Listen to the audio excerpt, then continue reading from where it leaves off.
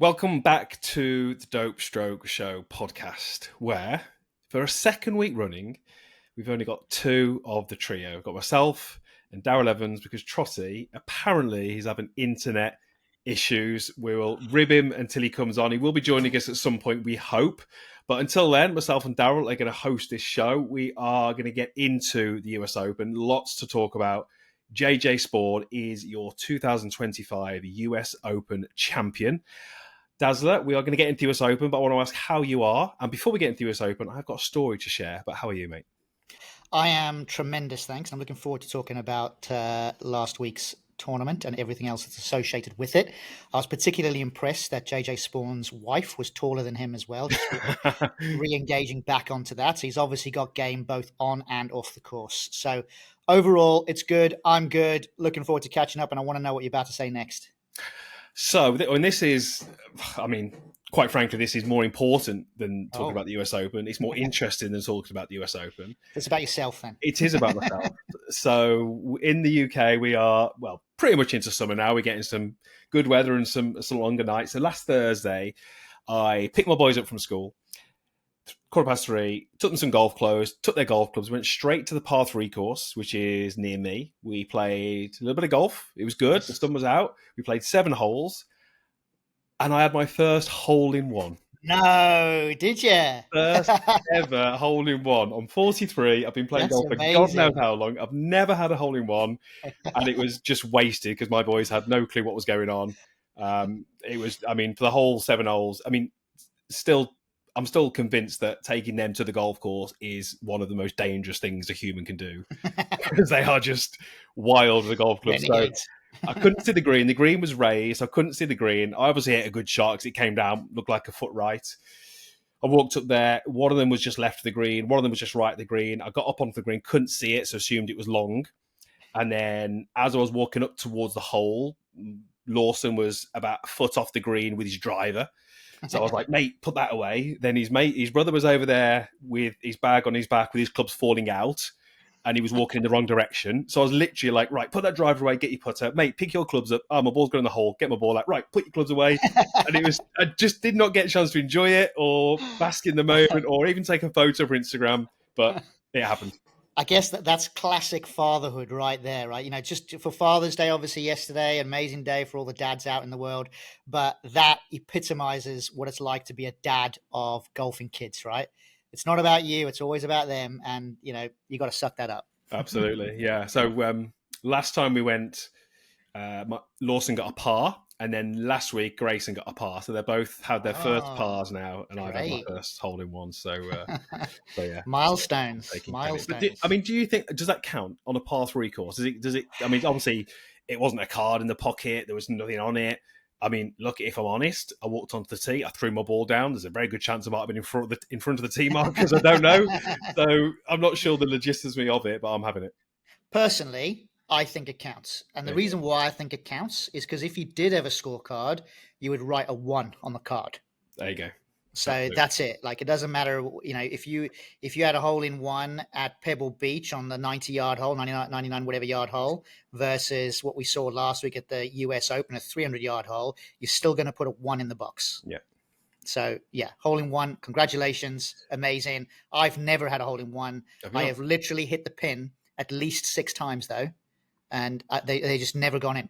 And it really annoys the shizen out of me that they actually have never dropped in the hole. And I've been so close so often. Well, some advice from an expert now in hole-in-ones. My advice is go and play par 3 courses. Yeah. Because at least you get 40-yard holes. Yeah. This was 117 yards. So it was a legit legit hole. It wasn't like that's a 30-yarder. So, and it was like, you know, regular size holes. It wasn't like bucket holes. So good. Right, mate. So, US Open, look, I'm going to be honest. I went to bed about 11 o'clock. They just had the rain delay. They'd come back out on the course. There was a lot of talk about whether the course was really playable because at that point the rain had started again. There was definitely some casual water. They were struggling a little bit with getting the ball to the hole on the greens. And it was around about 11 o'clock. They were on about 12 or 13. And I thought that the rain was going to continue.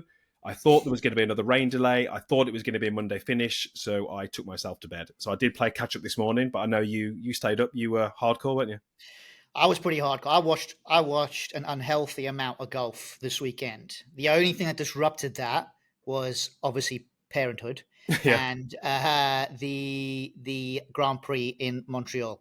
Basically, that's pretty much all I did all weekend. And yeah, I thought. Do you want my honest opinion here now, Bubs? This is like just giving it as I see it. I actually thought it wasn't a very good tournament up until 7 holes to go when JJ Spawn started holing putts. Up until that point, I would say it was dull as dishwater. I'd rather watch the Madeira Islands Open, no disrespect, but it wasn't a very good tournament. I didn't think that the players were fairly rewarded for good shots. I thought that the golf course it went too far and being unfair on certain holes. Don't get me wrong, and I appreciate what other people are going to say, people that might disagree with me saying it's the same for everybody, and I understand that. But I also don't think that if you play a par 3 that is 300 yards and you hit a cracking shot and you just happen to go through the green because the speed is so quick and all of a sudden you're in knee-deep rough. I don't think that that's fair. And it made some of the players look silly when in theory, they are far, far better than what they really are. So although Spawn, I'm glad he won, especially in the way that he won it, because that's the way that he won that tournament is no different to how we practiced as kids, right? You want that glory, unbelievable 60-foot putt to win the tournament, which is what he did. Amazing. But my thing about it is I'm not so sure if the best players in the world are really at the top of the leaderboard, the best players at the time, because the golf course is so unfair that I think it penalized players unnecessarily. And that's just my view. I don't think it was a very good tournament. I'm expecting it to be the worst of all the 4 majors this year. I know I sound extremely critical, but I did watch a lot and I did think it was dull. And there was never really going to be anyone that was going to come through on Saturday or Sunday to really, make a push for the top of the leaderboard other than just watching people make bogeys, which is what it was. Look, I have to agree with you. I think going into, we obviously did a preview show last week and we were talking about the course, and I watched a lot of the golf. I just didn't watch the last 9 holes yesterday. I thought the fairways were generous, wide enough. I thought that was okay. I thought the greens were fast and slopey, but again, I didn't really see anything that was like crazy that made me think that's just on the limit. It was just, as you say, it was when you're missing fairways and missing greens, it was that rough. And, I think if I just zoom out and just keep it really, really simple, and ask myself, did I enjoy watching the players at Sawgrass more than the US Open? Yes, I did. Did I enjoy watching the Masters more? Yes, I did. Did I enjoy watching the PJ more? Yes, I did. So I'm with you that I just didn't enjoy it. And then you start to, dig a little deeper and say, well, why is that? And I think exactly as you say, it became a little unfair. When you've got people like Bryson missing the cut, who's clearly one of the best players, and you've got people who are, and I was looking at this earlier, you've got people who are currently ranked outside of the top 60 when it comes to chipping around the greens, being number 1 around the greens. It just sort of says that they set the course up that it leveled the playing field around the greens. If you're a great chipper and pitcher of your golf ball, you had no advantage that week. And if you are a terrible chipper and pitcher of the golf ball, I put myself in that category, it gave you an advantage. So I'm with you. I thought it wasn't a difficult watch, but it wasn't an exciting watch. And I just think, I don't mind seeing rough like that. I do think it adds a little bit of jeopardy. I do think it's exciting sometimes, but I like to see runoff areas where they can hit little spinny ones. And then, when you're below the green, and I like to see a variety of different shots. And I'm just not sure. Look, and everyone will be listening to this going, yeah, you're a Brit and you just think the Open's the greatest. And it isn't that. It's more looking at it objectively. I don't think it was a great spectacle. And these tournaments should be held to a higher standard because they are the biggest events. Yeah, I agree. For me, and maybe I'm looking at it through, I suppose, a more detailed lens than I should potentially. But for me, the golf course doesn't make itself look good. So you think about the design, the original design of the golf course and how they shaped every hole and, all the labor-intensive activity that went involved to make what is perceived to be a fantastic golf course. My argument is it's not a fantastic golf course because the only way that you could prevent the players from shooting low scores was to make the rough almost unplayable and the greens possibly slightly too quick in places. So for me, I don't think it makes a golf course look like a great golf course. I think it makes it look like an average golf course. Because I would look at this and think, if it's a great golf course, then you're going to have all of the trouble in all of the right places, not everywhere, in all of the right places in order to get these players playing where the golf course designer wants them to play from. Not just the fairway, but a certain part of the fairway. And I don't think that the golf course being that thick on the rough actually made it look like a strategic type of golf course. It made it look like don't go in the rough. That's it. That was the only talking point. Don't go in the rough. Well, shouldn't you be in that location and this location and and be a lot more strategic? I just think it made the golf course look average, unfortunately. And I don't think the golf course is average, but that's how it makes it look. But, it really sums it up. You think years and years and years ago when there was either an exhibition or a tournament match there, and the owner of the course, a guy called Mr. Founds, anyway, he's designed this golf course. He's designed it purposely to be the hardest golf course you can play, especially for the professionals. So they have this tournament down there, and Sam Snead plays, and there's a hole where he basically cuts the corner of the hole, which carries a bunker, it carries some trees, and he then lands himself in the middle of the fairway, out of reach of everybody else. He then makes a statement, as in Sam Snead does, and says, that bunker's not in play for me. Well, Mr. Founds, not happy about that, through the night, he gets the green staff team to build a bunker in that spot where Sam Snead's ball was. So then the following day, Sam Snead goes and plays, and lo and behold, he hits the ball in that bunker that's just been built overnight. So the point was, and is still remains the same, was to make it unplayable for the best players. And I don't think that that's the way that the game should be played. You want to try and bridge the gap where it's a technical skill, it's a difficult challenge for a tour player, but they also still have the ability to chase down a score. But no one was chasing down a score.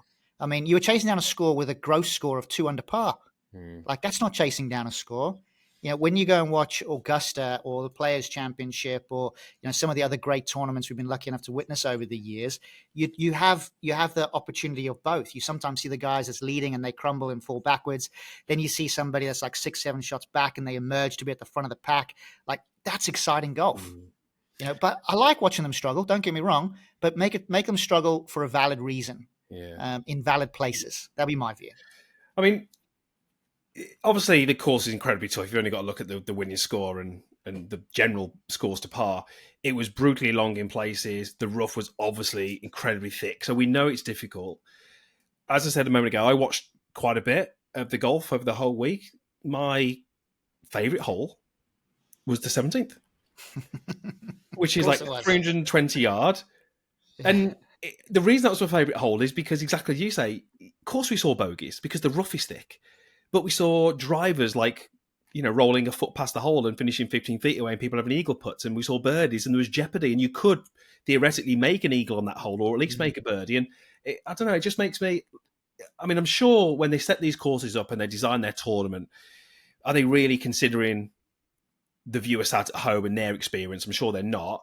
But ultimately, these tournaments are as big as they are because of the history and obviously what's gone on before. But it's about the people viewing it. And if you don't tailor to them and give them a good product, I just worry. I said to you on last podcast, I said the US Open is the one event where I feel like they get too close to the edge. They push it too far. And I just think they did it a little bit. But I mean, look, he was a great winner. And there'll be some people listening to this who maybe aren't overly familiar with JJ Spawn. But I just did a little swing review of him and threw it into my app. Little plug for my app, Chris and Golf. I mean, filthy good golfing. I mean, just like, he's averaging, I think, 307 yards off the tee this year on the PGA Tour. This golfing is as good as you'll see. And he's been trending in the right direction. He's had good season. He obviously lost out to Rory in the playoffs. So it's no surprise when you look at his golf swing that he's won this. And it's no surprise when you look at the season he's had that he's won this. There will be some people who think he's a bit of a surprise winner, but I don't think he is. I don't think he is, especially after he showed up at the Players' Championship and finished runner-up there. I definitely think, I'm not surprised that he's gone on to win a big one like this one. I do love the way, in terms of how he won the tournament as well. Those putts he drained were just, I mean, they were offensive. They were ridiculous. They were so good. He holed 3 long ones. Obviously, that one on 18 was just wild. But yeah, I'm really pleased that he went on to win the tournament, because especially what happened early in the round on the second hole, where his second shot, he had just over 100 yards to go. Oh, sorry about the door slamming there. Was that his ball hitting the flag? Yeah, we're talking about, yeah, exactly. That was a hard hit. And anyway, he had just over 100 yards to go, and he hit the pin. And then obviously he missed the green, but he's still got like a 50-yard pitch shot back onto the green and makes bogey. Those are the kind of things that I think are a little bit unfair, but that's why I'm also pleased that he went on to win the tournament, because I think he did get a bit unlucky early in the round, and then he managed to get, the right amount of luck later on in the round. But I just feel like some of the best players weren't on the top of that leaderboard and probably deserved to be. But like you said, though, 17 was probably a really good hole. I actually didn't mind the fact that 18 was a tough hole, because you knew that if you did miss the fairway, you were probably staring bogey down the barrel there.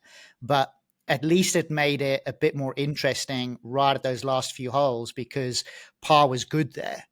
And birdie was good on 17. So I like the fact that there was that mix on the last couple of holes. But I don't like to see the score. I mean, I don't mind seeing the scoring like that, but I want to see movement in the leaderboard. And we just didn't really get a lot of that. I was watching it yesterday, and obviously saw the result this morning, and it made me think, I'm a golf coach, right? That's what I do day to day. And it made me realize that, look, there's people listen to this podcast or watch it on YouTube. Obviously, they're all golfers, and they're going to play tournaments this year. They're going to go on a golf trip with their mates, or they're going to play the club championship, or there is like a charity golf that they're playing. And there's always an event or something that you have in the year, which is kind of a big event for you. And it made me realize this morning that, like, if you want to do well in those events, if you want to win it, or you want to shoot your best score of the year, you don't have to play perfect golf. You've got Rory winning the Masters, doubling the first. You got JJ winning the US Open with multiple doubles on the front nine. Like, doing these things in golf that you want to do, winning medals, winning stuff, it isn't about playing perfect golf. It's about, like, what I was thinking this morning is Rory winning the Masters, JJ winning the US Open. It's about refocusing and being patient and realizing that this is golf.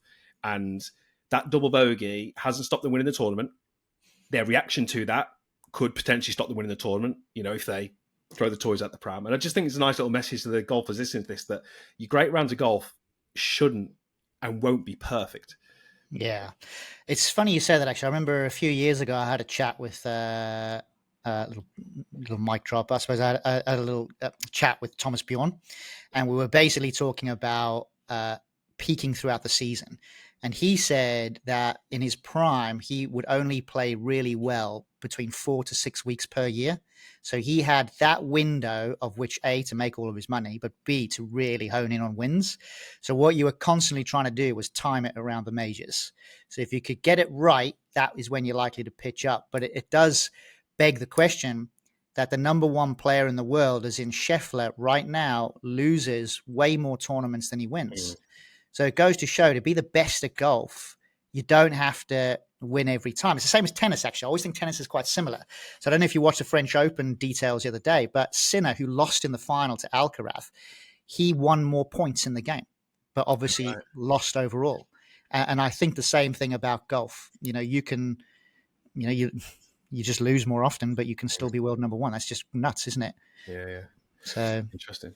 So, I mean, there's it's US Open. There's lots of eyeballs in it. There's loads of stories that emerged in these tournaments. There was quite a few stories. Let's touch on a few. I want to ask your thoughts on Rory.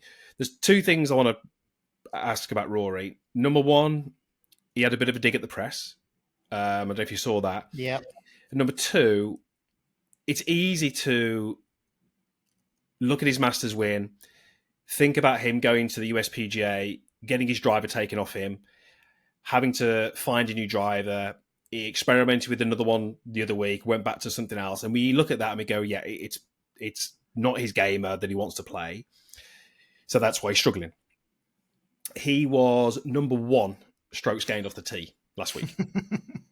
So it's not his driver. No. So what do you think's happened? Do you think it is literally just a case of taking his eye off the ball a little bit, and at that level, that's all you need to do to see it dwindle down and leave him where he is? I wonder. I don't know is the answer to the question, actually. But the thing that I would wonder is he's now achieved his ultimate goal. So is he going through a phase now where he's trying to reset his goals and objectives? So he's now starting to get himself a little bit frustrated on the golf course and off the course because he's trying to identify and hone in on what that could be. It almost is a little bit obvious that it should be Portrush. Given, he knows that place really well. He's Irish himself. Like all of these things play into his hands to really make a push for that tournament. So will he recuperate in time for that? Maybe, maybe not. But has he fallen off the boil? I don't think he's fallen off the boil. Last week was probably not a fair test or a fair way of analyzing how well he's doing because, like we said, I think the course is unfair. And don't get me wrong, he also didn't hit some good shots. He hit some bad shots, but he did also hit some good shots and got not rewarded for them. So I don't know. I'd say the jury's still out for me when it comes to where Rory's game really is, but I don't think that he's struggling. I don't think that that's accurate. I think he's got himself a little bit muddled up in his mind, and the way that he responded to the media, I mean, I just think it's a bit childish. He didn't have to do that. I mean, what's he trying to prove? Is the media suddenly going to turn around and say, "Oh yeah, let's stop interviewing you now"? I mean, they're not going to do that. Like, there was no reason for him to say what he was saying, and I just thought it was a little bit stupid, to be honest. I think it was a bit foolish for him to say what he said, but I do think there is a reason for him saying it. I do think there's logic beyond what he's saying. So for anyone who doesn't know, it was a press conference after day 2, day 3, I can't remember. Yeah, they basically asked him why he's been dodging the media. And he came back with something like, the question was, is it to do with us, the journalists? And he said something like, yes, it's down to you. And I think the driver story annoyed him at the PGA. My understanding is that got leaked by someone in the press. Rory wasn't happy about that. It's expected that after any tournament, these guys will do media. But it's not contractual. And I think what he's done recently, he's trying to make the point that we do this for you. We don't have to. If you start to abuse that and start to write stories that you shouldn't write, abuse trust, don't give us something back, then we might stop doing these interviews. And I think he's just trying to make a point that, if I don't come and speak to you, you haven't got anything to write. And I think he's just trying to say, look, this is the deal. I'll come and speak to you if you have a little bit of respect for me. That's my take on it. I don't think he's done it the right way, but that's how I think he's sort of seeing it in his mind. And I think he's just trying to make a point that, hey, do you know what? You keep being a bit of a dick to me and I won't speak to you. I think that is the point that he's trying to make, but I also think he's cutting off his nose to spite his face. Like, you need the media as well. Like, you got to be smart with how to manage and work the media. You only have to look at other sports people that have navigated that space successfully. I mean, look at people like, David Beckham, for example. I mean, he's impeccable in that space. Whereas, Rory, I just thought, what's the point? Like, what are you trying to prove? Can I jump in there? Yeah. I agree. They need the media because it's their brand and it's their face and it's their voice and that kind of stuff. So if you just go on Instagram, who's got more followers on Instagram? Rory McIlroy or golf.com or Sky Sports or NBC? Who's got more followers? Probably Rory McIlroy. Rory. So what's to stop Rory McIlroy employing someone, and post-round, he goes in his own time, that person who's he's employed puts the camera on and goes, hey, Rory, how do you play? And he does it himself. It's a great idea. Like, what's to stop him doing that? I like that. I think that's great. It's actually getting out to more people. Yeah. And I think he's almost going, why am I coming to speak to you? Where you twist the narrative. I speak to you and say something. You twist it and write whatever you want. You leak stories about me. Like, it's almost like saying, I don't need you. I could do it myself. If Bryson started doing that, if Scheffler started doing that, where are they going to go? Where are these media outlets going to go? It's just, I do think it's raised an interesting sort of narrative or point that, like, who needs who more? Yes, I'll grant you that. I think that's actually a pretty good idea, to be honest with you. You should definitely do that. Rory, if you listen to this podcast, we believe you're the number one listener of this podcast show. So we're recommending to you that you do actually go out and hire somebody specifically to do your media. I think that'd be amazing. Yeah, I can't really argue with that, but I definitely think that the way that he's managed that situation is pretty poor. He didn't have to do that. The bit that really irked me, though, if I'm being honest, was when he actually said that he felt like he's earned the right. And I get it. You know, you've won 4 majors, blah, blah, blah, but no one's earned their right. You know, we've only got this position in the world temporarily. You know, you're going to be one of the best players in the world temporarily. Someone else, when you retire, is going to take over, and that's what happens. You know, we only have to look back at history.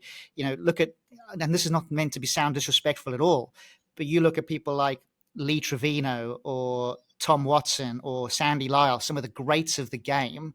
They are not in a position anymore where they are commanding ridiculous sums on appearance fees now because they're yesteryear.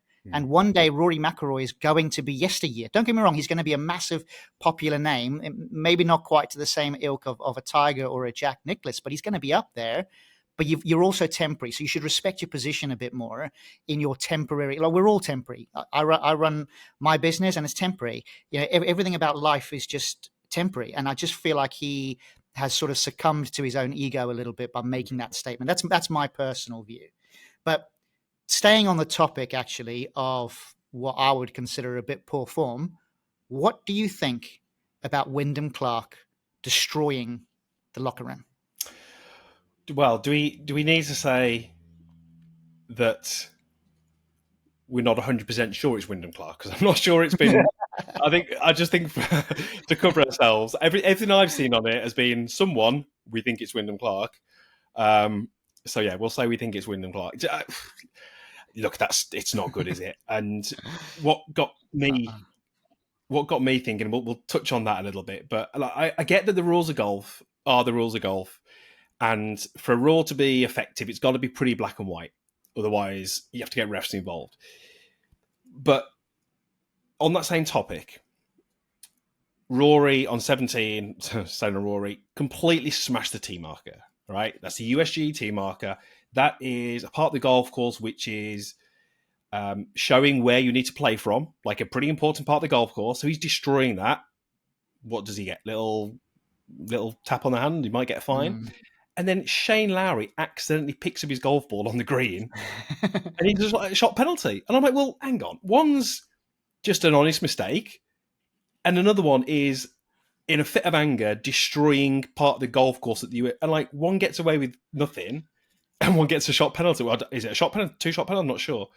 Now Shane Lowry was missing the cut at that point, so I just feel like there should be something a little bit more penalising than just. I mean, if that's like a £50,000 fine, £100,000 fine, it's nothing to these guys, is it? Nothing to those guys. No. Yeah, the pictures coming out of what Wyndham did, obviously in there, smashed the locker, whether it was his foot or his club, I don't know, but I mean that is just poor form. And you know what? I think he will be gutted that that's come out with his name attached to it. Yeah, I think so. But I definitely think that these guys need to have a little bit more, a bit more respect. Whoever they are doing different things, smashing tee boxes or whatever, you're breaking other people's property. Somebody has had to go, here's the logo. Can you put the logo on this tee marker, or, clean the locker room, or whatever the storyline might be? Somebody's actually done a job prior to that player being there.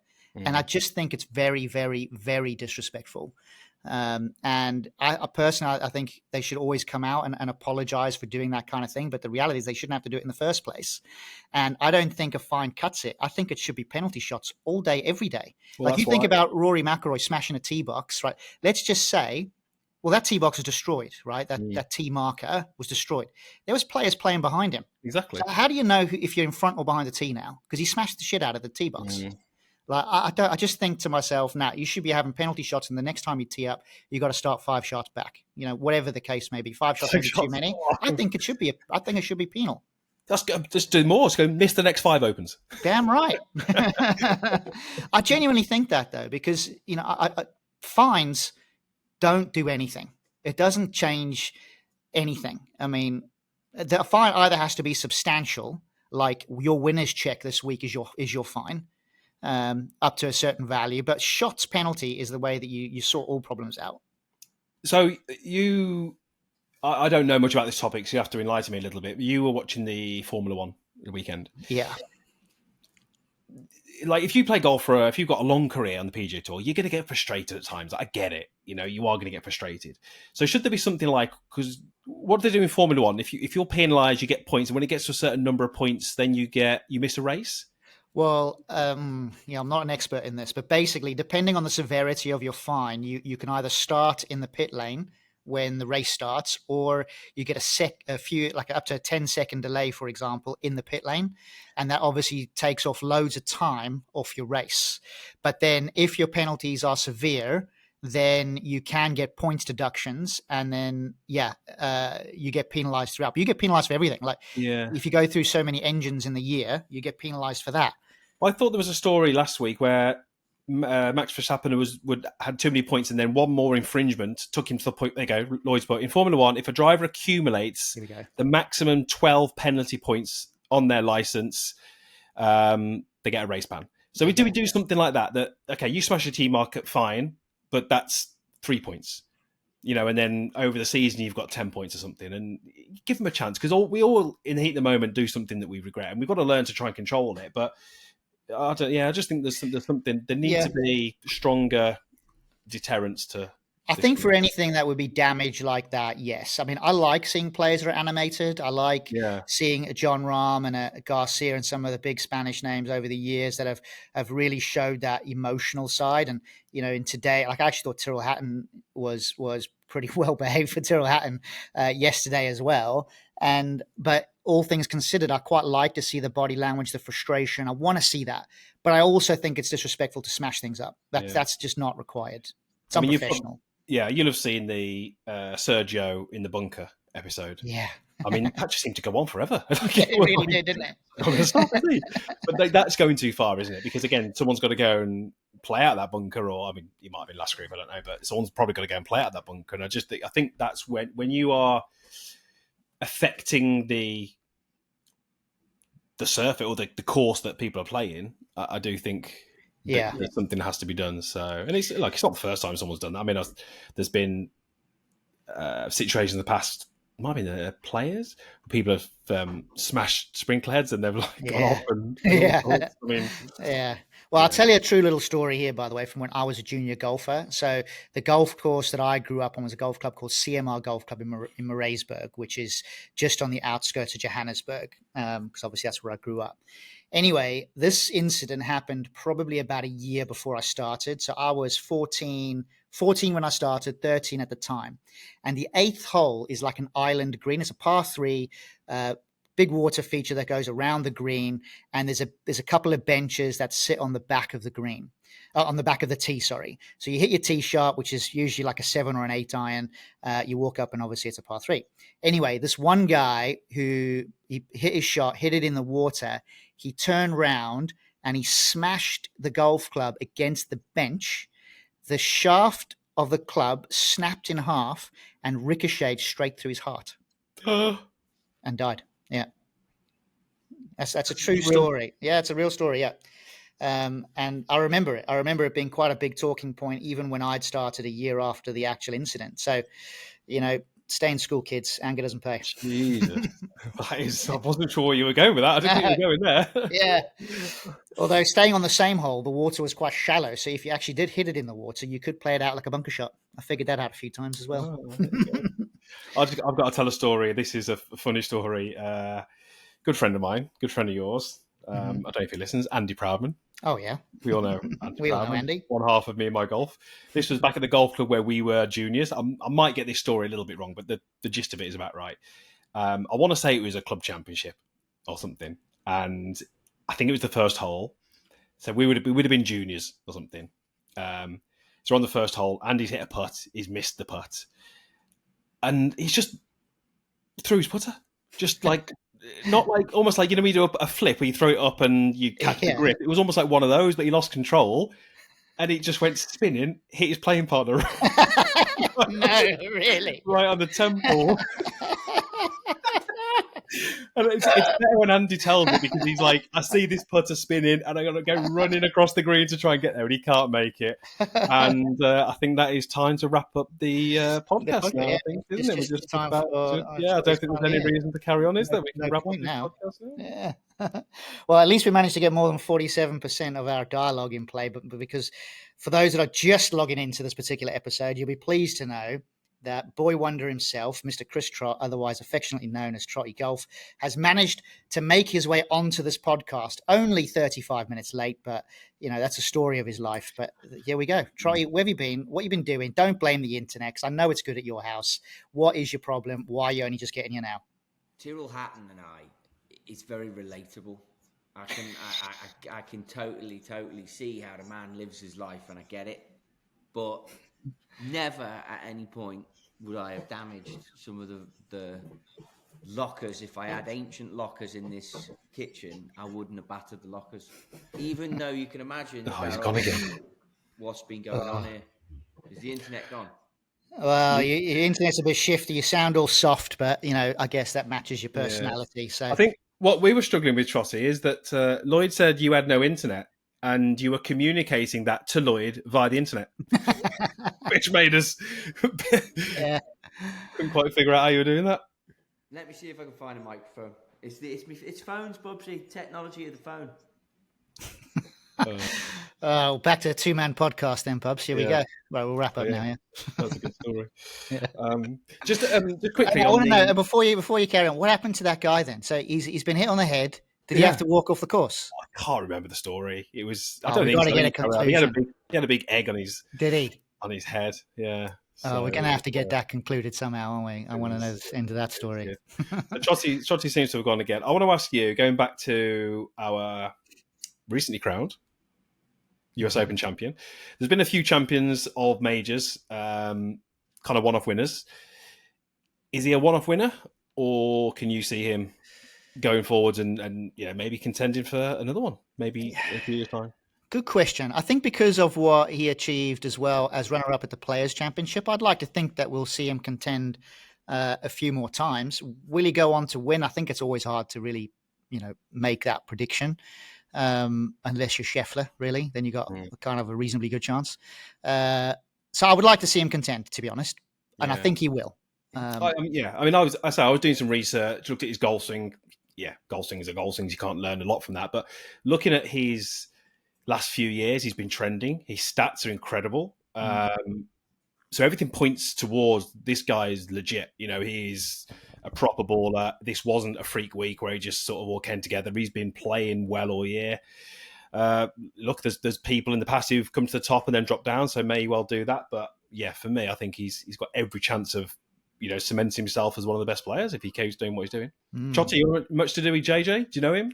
Yeah, had a little bit to do with him in the past. And I think, to be honest with you, the stuff that I did with him, he, because he's a San Diego local, or he's in this part of the world, and he was always really quiet, and he was never particularly receptive to the work we were doing. He was very much a traditionalist on his golf products, and it was a lot of stuff to do with putters, and he just was traditional, used a traditional answer style shape, Newport style blade putter, and didn't really want to get into other stuff. And then with Metalwoods, he was okay. Like the guys always said, they liked working with him. He was fantastic at that.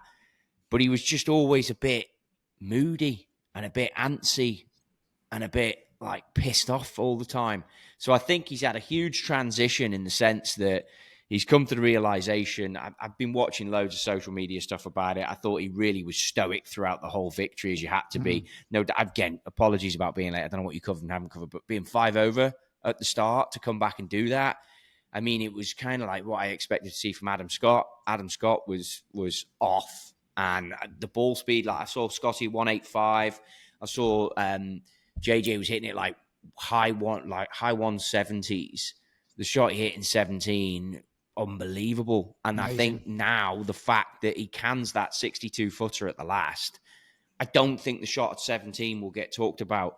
And then obviously you see Hatton, and the way he reacted down the stretch was phenomenal. I mean, the shot into 16. 16, by the way, is such a hard golf hole. 240 yards, 4-iron into that back right of that flag. Then he misses the putt, but it's not, by no means is it a given putt. This has happened now. And then obviously to do what you do at 17, like the way that green is, it's literally a 6-7 yard drop off. So it's not like that's tough. And then you got Victor hitting that pitch. Rob McIntyre just total minerals up. I mean, I hope you boys have covered Rob, because I think the end of the day with Bob, he's not going to back down. He is not going to back down. He potentially could be well within the running for Portrush. So again, that was the one thing I wanted to add here. And if you just look at the week, phenomenal. JJ winning, phenomenal. But I think he's turned a corner mentality-wise. So I think from the days I met him and worked with him when he was a little harsh, a little pissed off with life and the game, I think he's had a flip. And there was something that was said here on the US commentary that he watched that. I don't know if the film's called Wimbledon, but it's a tennis film about a journeyman tennis player. It turns into like a romantic film. And yeah, I don't know if it's called Wimbledon. Yeah, it is called Wimbledon. Okay. Yeah. And JJ basically said he watched that and realized, like, where's my career going? Is this who I'm going to be? But what I will say is a lot of the boys at Goat Hill went to university with him. A lot of the guys that I know say he's the best dude in the world. So I think me meeting him through the situation I met him through and having that perception of him is a little different from what his mates think he's an absolute diamond.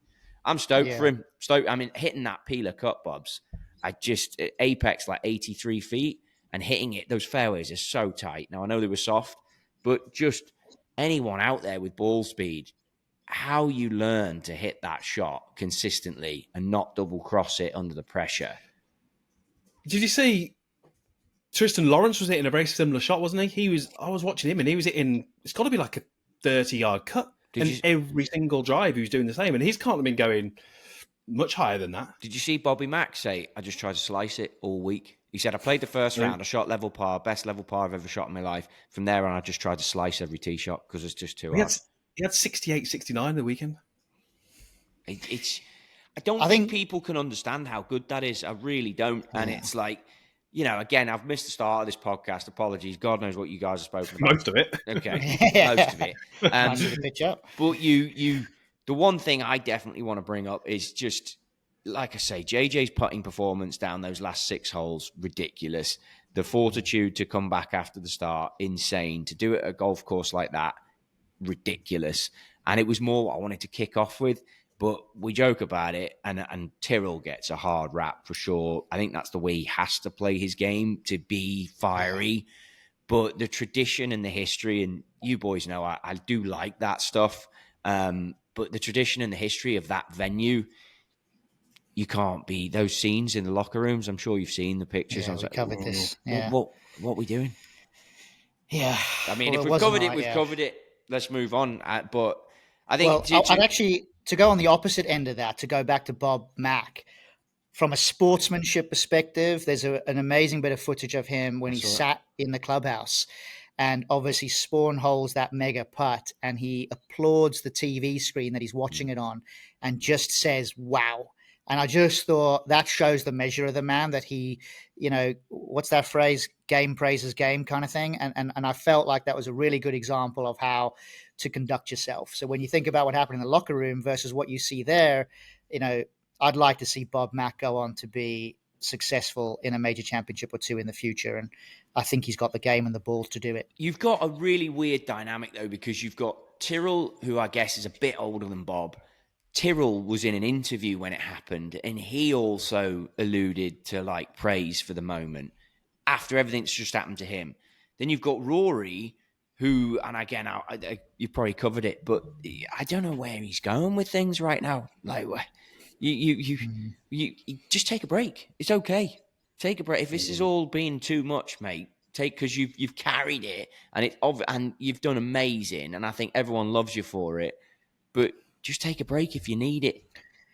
Yeah, we spoke about this earlier before he came on, Truddy, and like my view on how Rory's handled the media, I just didn't think was necessary or required. But, if it is a break that he needs, take a break. But I just didn't really like the way that he handled himself, and he could have done that better. But I did like Bubs' idea where he said, well, actually, you say it. You tell him, Bubs. So I was saying that I think he feels a little bit miffed at the media. He thinks they leaked some stories about his driver, which he's openly said. And I think he's trying to make a point that this is a two-way street. He doesn't have to do media. They need him to do media. But I think he's trying to make a point that, look, if you twist the stories and you piss me off and you don't treat me with respect, I'm not going to do media and you've got nothing to run with. Then Daryl said, but these guys have to do media because it's their brand. And I said, right, well, so all these guys need to do, you're like your Scheffler and your Rory and your Bryson, employ someone, finish around a golf, control the narrative, walk off the course, go and chill out, get your guy, set up a camera, do your media, someone asking you questions, post it to your own social media accounts. It's got a bigger reach. You control when you do it. You control the message. Done. I love it. I mean, but it goes back to the Tommy Fleetwood conversation we had last week. I'll have a little look here, actually, Lloyd, how that video did. I saw after 2 or 3 days it wasn't doing as great as I thought it would be doing. Obviously, the lad's gone on and missed the cut, and it's a slow burner. You've got to keep going with these things. Yeah. But without doubt, DeChambeau has used the media to his advantage. Lloyd's just thrown up the US Ryder Cup team. I think there's a couple of interesting ones in. Like at 10, you've got Andrew Novak, Ben Griffin. I mean, everyone out here in the States is raving about Ben Griffin. He's in at 7. Harmon in at 11, Cantley in at 12. It'll be interesting how that takes shape. And then you go to the top of the board. I mean, Justin Thomason as 4th. He had an absolute shocker, didn't he? Bryson DeChambeau 3rd. Not his track, to be fair. And obviously Scotty and Xander in at the top based on last year's performances. I think probably for Xander because he's had a bit of a struggle. But, I mean, we're lining up for a fantastic Ryder Cup. It's going to be in New York. Obviously, we could do with Rory pulling it together. I think Bobby Mack will secure his spot now. You got Rory, obviously, in there. Tyrrell's got to be sniffing around.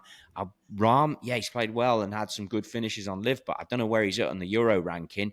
I mean, we've got to have him. I'm sure Rory will put his foot down. But I do think that what we're talking about here is the future, and I think you've nailed it. I think there will be a control of the narrative, and I do think, and Q, my videographer, brought this up, about the people asking the questions.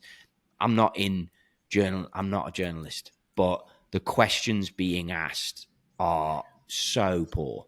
Like there's maybe one journalist I like, Dan Rappaport, who's a bit younger. I think I'm not knocking all the journalists, but one I know and will listen to him. Dan was the Barstool guy. I think he does a nice job. But mate, some of the questions, it's like, you guys are irrelevant and what you're asking is irrelevant. And then I feel like, again, we've talked about this with the PGA Tour and the sports coats and the suits that run that. Obviously, you have the tradition of the seminar at Oakmont with the sport coats and the USGA and the Oakmont members, but then the questions being asked as the guys won are just so weak. I mean, it's just it's lazy journalism. It's just weak. It's weak. Yeah, shocking. Well, it's lazy, but the thing is, you still have to keep the media on board somewhat. I understand the point, and it's very easy to I guess, sort of challenge what the media are saying and doing. But if you use them effectively to your own advantage, it can amplify what you're trying to achieve, like what you just said about DeChambeau, which is why I just don't think that the way that Rory handled the media that day was that great. And the only bit that really irked me, and I say really irked me, I didn't lose sleep over it or anything, but I just didn't like the fact that he felt like he deserved his whatever the exact phrase that he used, that he deserved to have his cake and eat it. And I just thought to myself, mate, you're better than that. Be a bit more humble in your approach. You know, I know you've gone on to win 4 majors, but you're better than that. You know, just respect the game, respect your position, your time, because your time will expire at some point, like they all do. Like just be a fan favorite. Are we not in a age now where, look, everybody in the media is in the same game. It's clicks, it's eyeballs, it's views, right? The same as my game and your game, Trotty. It's about eyeballs. So surely anybody speaking to a player, are they thinking, I'm going to ask this player something that, is really interesting, people want to know, or am I going to poke them to try and get a reaction, to try and give me a soundbite that I can use as a headline to get the clicks? And surely it's just toxic right from the start, because the people asking the questions aren't really there genuinely for the right reasons. Obviously, some of them will be, but they're asking probing questions to try and get them to trip up and say something they don't want to say. But are the players not just going to get wise to this and go, well, just like, what are you doing? Like, I'm not going to do this. They are wise, aren't they? They're not doing it. And the problem is, I think it's a greasy... Where's it go? But I think it's a greasy poll, right? You've got the golf.coms out there, the golf weeklies, whoever the coverages are. I don't know them all, so I can't list them all. But they need clicks on their websites. So it's got to be exactly the same as the brutality of YouTube. You need clicks on your videos, otherwise no one watches. And if you do look at YouTube, some of the shite on there is so far off the mark. I mean, there was Jack Nicklaus and Johnny Miller came on and spoke, and then a bit of me is thinking, I'm old enough to understand that this is two absolute legends of the game talking, but only because I've fallen into the generation who didn't grow up with a cell phone, and then that came into my life later. There'll be people younger than me watching that won't care about Mr. Nicklaus or Mr. Miller talking. They won't care that Johnny Miller shot flipping 63 round there. Was it 63, 64? Because it was 5 majors, not 4 for Rory, although I think you were alluding to the Grand Slam there, Daryl, in all fairness. I was, yeah. Yeah. But, they won't care. And maybe, like, look at Adam Scott. I think he's one of the last traditionalists in it, and he understands, but he's also not a guy who's going to lean into YouTube, lean into social media. He's just going to be clean the way he is. And I think we're really coming into an interesting period. And I think Ben Griffin, the name on the US list, is very into his social media. I think he runs a pretty good social media account.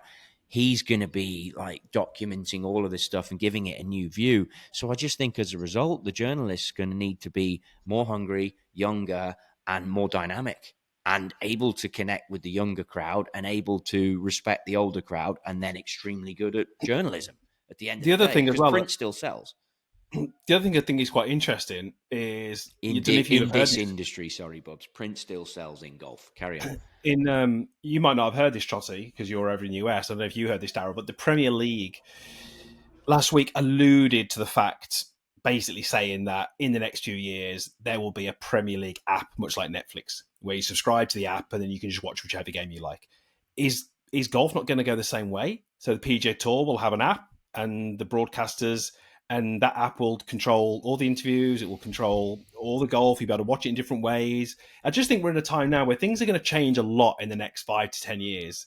And I just wonder where this kind of post-round interview media is going to go. Because I just, like, if I'm honest with you, like, even like a Tyrrell Hatton, right? You might shoot 68 US Open. And if I'm watching the golf and it like, oh, cuts, we've got Tyrrell Hatton talking to us, I'm like, I don't want to listen to this. Not because I don't like Tyrrell, just like, what's he going to say that I've not heard? Oh, a good putt on there. What did you do? Yeah, just a good, great. I don't want to hear that. It's just boring. But the questions are crap, though. You get a real fan in to ask Tyrrell the real questions, and all of a sudden the questions aren't crap. True. But back to your point, the narrative needs to be controlled by Tyrrell Hatton, because they're all individuals working in one workplace. They're all entrepreneurs. So they're going to they want every piece of it. You know what it's like? You boys are too. Once you start creating something and building towards it, you need to know that, okay, where's the end goal? Where's this going? What's the investment here for the bigger name of the brand? And I think that it's just interesting. And I think that, we've covered the landscape of the PGA Tour is a broken place. Daryl and I play golf with someone that will remain nameless, who is very connected with tour golf. And the title of the podcast, the landscape of it, and some of the stuff that was said, it's clear that stuff is going to change. Clear. And it probably should. And the world we're in will change. The content space that we're in will change. The comments we have about it all will change. But that's where it's all going, Yeah, I think I do, talking about the Premier League having its own app, I see the merits of that, but that's not going to solve the problem either, I don't think. It's going to become too fragmented because people get too greedy too quick. So all of a sudden, you've got a Netflix and Amazon subscription, you got Paramount Plus, you got Now TV or Sky Sports. There's already too many subscriptions. And some of them are already overpriced. So I think they'll lose reach in the end by doing stuff like that. But I can definitely see how a player controlling their own media, like what you said about about Rory McIlroy, I can definitely see how that would have sway, because he might not charge for that. That's just going to be a free to air to consume piece of content. It's his narrative. He can build a brand around that, Well, he's obviously got a great brand already, but my point being is if you're somebody else coming through the ranks. All he's doing right now is hurting his brand. Absolutely, which is my point. That's exactly what I think. Hang on. 2 weeks ago, I said that, Josh, and you went, whoa. I had a whoa in there 2 weeks ago. I haven't at the moment. I think he's hurting his brand right now. That's what I said. I said, he's on the slip. He's tarnished his brand. Whoa. 184K views in 7 days on the Tommy Fleetwood video. It's a 30-minute video. I mean, it's not Look, it's video number 1, but you'd maybe expect a little more. It'd be interesting to see how much he keeps going. Yeah, it's a good start. I think if he'd have played well, it would have been different. I think there's better stuff he can cover, for sure. But how much time he's a father, he's a husband, he's a golfer, he's chasing down the Ryder Cup. His name isn't in this top 12 list that... yeah, it is. It's number 6. It's number 6. Fair dues. Yeah. When internet. I think we were talking about it last week before you came on, Trotty, and that was basically my point. It was like, this guy is world-class player, playing all around the globe, got a family. Like, that pie is not getting any bigger. So which slice is getting smaller for him to do YouTube? Because if it's off the golf side, it's risky. But it comes back to the same thing. If you've got a trusted voice and you know someone who can dress that thing up the way in which you want it dressed up, then throw them in the mix. In fact, this is my official application for the Trotty Golf production team, offering our skill sets to Tommy Fleetwood. I mean, Tommy, that's my official application. And there's other names and players, but we'll start with Tommy. Tommy, we'll start with you if you fancy it, mate. I think I can really brush this up how you want it. Is day one of that to get multiple photos of him smiling at the camera, pointing up for thumbnail. I mean, if you ask the right questions, and you've seen it on content he's been in, if you ask the right questions, the guy sings. You know what I mean? Yeah. I don't want to know about, I don't know, like, why didn't anyone ask about the freaking putter flying into the trap? That was awesome. In the rain. The putter's flipper going like this. JJ Spawn, he's just gone, have it, and the thing's gone off into the other. I thought that was mega. I mean, I'd have been like, did you realise you just helicoptered your putter across the... He had no clue where that thing had gone. Only because you've done that several times, which I've been fortunate enough to witness myself. But his was in joy, though. There was no head off. He made the thing, and he just didn't know what to do, did he? I thought it was just fantastic. I'm like, this is fantastic. Headlines are like singing in the rain, dancing in the rain. It was mega. But look, Spawny Git. Yeah, Spawny Git, brilliant. That should be a UK one for sure. Yeah. But listen, boys, I mean, I'm gutted I missed the start of it because obviously I had a lot to say on this. But keeping in tradition, we're running on the hour length. What do you reckon he celebrated with by throwing into that US Open trophy, drink-wise? I don't know. He seems like, he just seems like a guy that might enjoy sitting on a porch somewhere with a nice sunshine coming down at the end of the day, and he's got a little bit of whiskey and a nice glass of ice.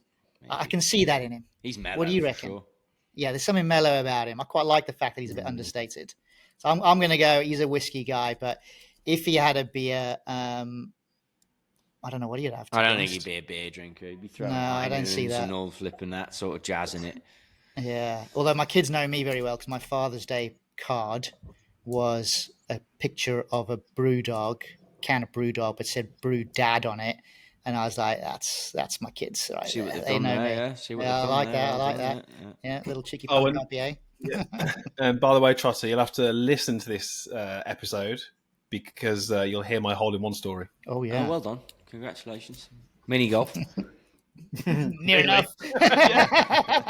I'll have a listen. All right. And I'll do better next time. I'll be calling the internet provider 30 minutes earlier than what I did today. Well, I think on that note, it is a good time to wrap up. And thank everybody for listening to the show. Obviously, to all the dads out there yesterday. Happy Father's Day. And we look forward to talking to you guys next week. Other than that, this is the Dope Stroke Podcast Show.